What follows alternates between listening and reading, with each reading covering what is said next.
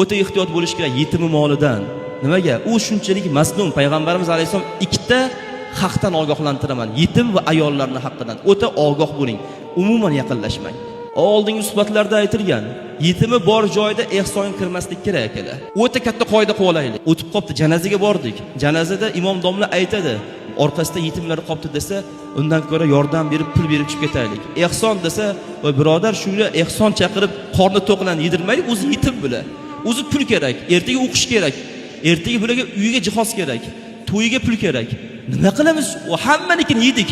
Endi yetimnikini ham yeylikmi? Yetim ham qolib ketmasinmi? Hech bir narsa qolmadi. Endi yetimni ham yeydigan bo'lsak, u qoringa olov yegan bo'lamiz. O'ylamaylik.